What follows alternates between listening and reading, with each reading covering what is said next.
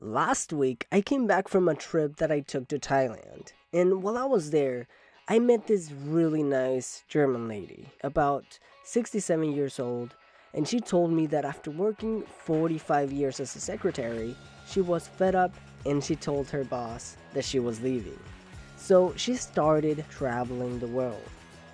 And she told me that one of her biggest regrets was that she didn't do it sooner. And that just got me thinking. We are taught to work until we are 65 and then we get to do what we want. But what if we don't want to do that? What if we want to do all of that stuff now? And that reminded me of the book The 4-Hour Workweek by Tim Ferriss. So I decided to break some of the ideas down for you guys just in case you're not 67 yet and you don't want to have that same regret. So let's get started. First idea, understand your fears. One of the things that Tim Ferriss talks about, and I think is very important, is to define and understand your fears. Think about the worst case scenario. What is the worst thing that can happen if you decide that you want to live on your own terms? Think about a worst case scenario scale from 1 to 10, where 1 is being completely inconsequential and 10 being catastrophic and unfixable.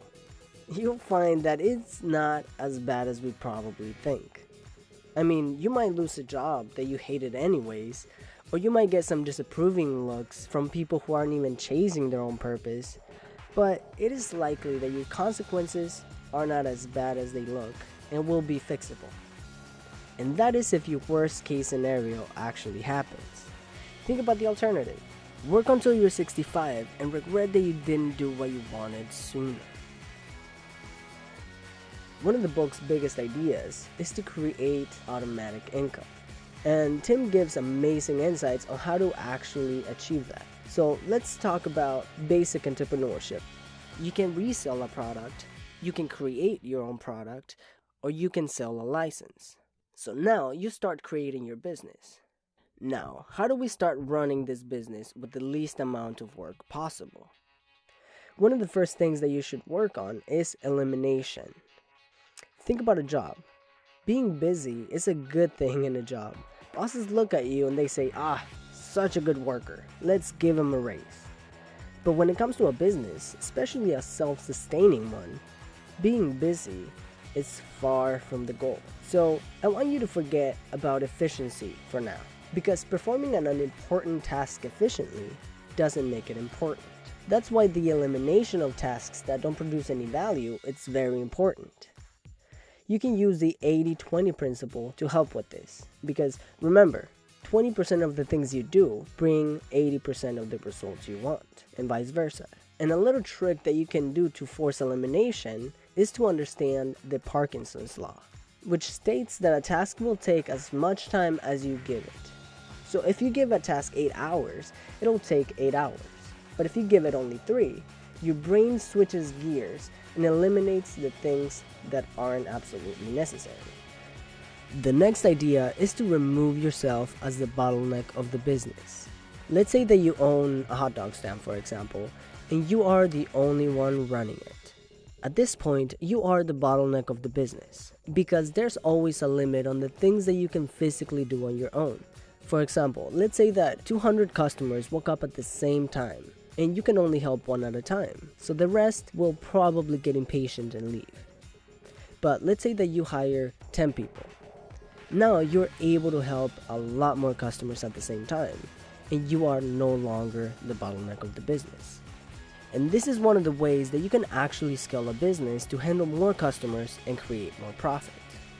Let's say that your business is growing, so you build more hot dog stands and hire more people. Here, you can actually remove yourself from the labor, and you can focus on things like marketing your business to bring in even more clients, or take a vacation. Think about McDonald's. The restaurant is usually run by younger people, but the company takes care of the training, the marketing, and the more value-producing tasks. The next idea is outsourcing.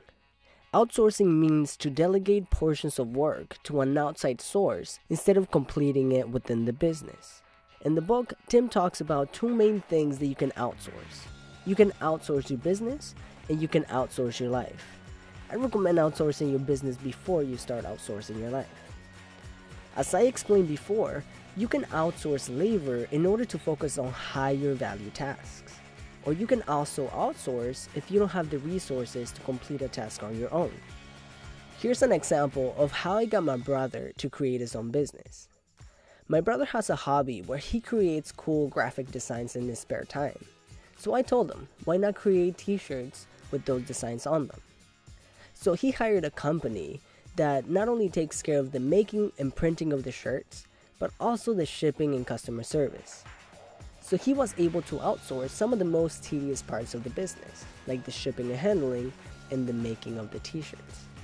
And by outsourcing, he was able to focus just on the things that he likes doing, which is making the designs. Also, he didn't have to raise any capital to buy a t-shirt printer, so he was able to start his business with very little capital, because he's able to share profits with the t-shirt makers. And the last idea is to understand the difference between absolute income and relative income. The book makes a big effort to emphasize that you don't need to be a millionaire to live the lifestyle that only millionaires are perceived to have. There's actually a benefit from not making a lot of money. Let me explain. Let's say that John makes $60,000 a year and Steve makes $150,000 a year. Now, who is richer?